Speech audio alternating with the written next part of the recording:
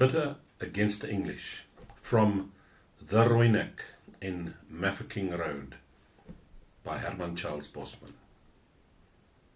Rooineks, said Scout Clarence, are queer. For instance, there was that day when my nephew Hannes and I had dealings with a couple of Englishmen near the Wetsdorp. It was shortly after Sanna's post, and Hannes and I were lying behind a rock watching the road. Hannes spent moments like that in what he called a useful way. He would file the points of his Moser cartridges on a piece of stone until the lead showed through the steel, in that way making them into dum-dum bullets. I often spoke to my nephew Hannes about that. Hannes, I used to say, that is a son. The Lord is looking at you. That's all right, Hannes replied. The Lord knows that this is the Anglo-Boer War, and in wartime, He will always forgive a little foolishness like this, especially as the English are so many. Anyway, as we lay behind that rock, we saw, far down the road, 2 horsemen come galloping up. We remained perfectly still and let them approach to within 400 paces. They were English officers. They were mounted on first-rate horses, and their uniforms looked very fine and smart.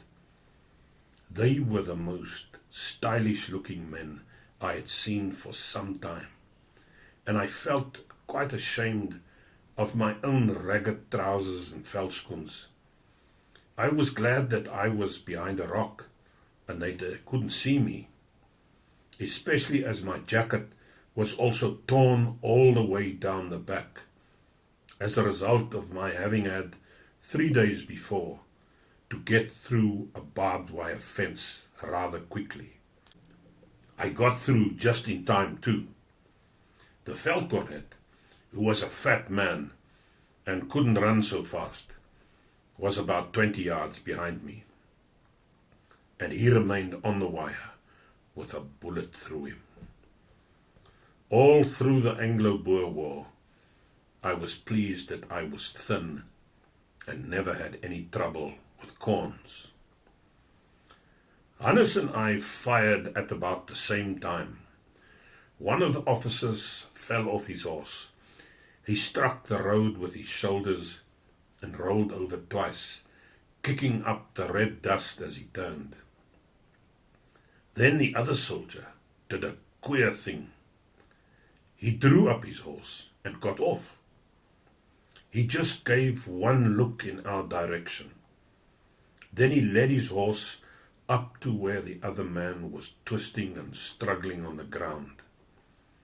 It took him a little while to lift him onto his horse, for it is no easy matter to pick up a man like that when he is helpless. And he did all this slowly and calmly, as though he was not concerned about the fact that the men who had just shot his friend were lying only a few 100 yards away. He managed in some way to support the wounded man across the saddle and walked on beside the horse. After going a few yards, he stopped and seemed to remember something. He turned round and waved at the spot where he imagined we were hiding, as though inviting us to shoot. During all that time, I had simply lain watching him, astonished at his coolness. But when he waved his hand, I thrust another cartridge into the breech of my martini and aimed. I aimed very carefully and was just on the point of pulling the trigger when Hannes put his hand on the barrel and pushed up my rifle. "Don't shoot him, Skalk," he said. "That's a brave man." I looked at Hannes in surprise. His face was very white. I said nothing and allowed my rifle to sink down onto the grass. But I couldn't understand what had come over my nephew. It seemed that not only was that Englishman queer, but that Hannes was also queer. That's all nonsense, not killing a man just because he's brave. If he's a brave man and he's fighting for the wrong side, that's all the more reason to shoot him. I was with my nephew Hannes for another few months after that. Then one day, in a skirmish near the Vaalrivier, Hannes, with a few dozen other burgers, was cut off from the commando and had to surrender. That was the last I ever saw of him. I heard later on that after taking him prisoner, the English searched Hannes and found dum-dum bullets in his possession. They shot him for that. I was very much grieved when I heard of Hannes's death. He had always been full of life and high spirits. Perhaps Hannes was right in saying that the Lord didn't mind about a little foolishness like dum-dum bullets. But the mistake he made was in forgetting that the English did mind. I was in the veld until they made peace. Then we laid down our rifles and went home. What I knew my farm by was the hole under the koppie where I had quarried slate stones for the threshing floor. That was about all that remained as I had left it. Everything else was gone. My home was burnt down. My lands were laid waste. My cattle and sheep were slaughtered. Even the stones I had piled for the kraals were pulled down.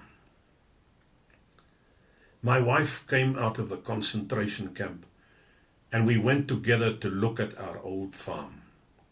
My wife had gone into the concentration camp with our 2 children, but she came out alone.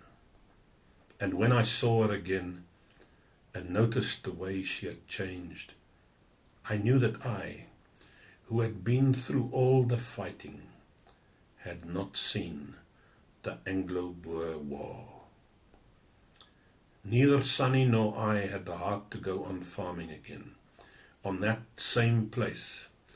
It would be different without the children playing about the house and getting into mischief. We got paid out some money by the new government for part of our losses. So I bought a wagon and oxen, and we left the Free State, which was not even the Free State any longer. It was now called the Orange River Colony. We trekked right through the Transvaal into the northern part of the Marico Bushveld.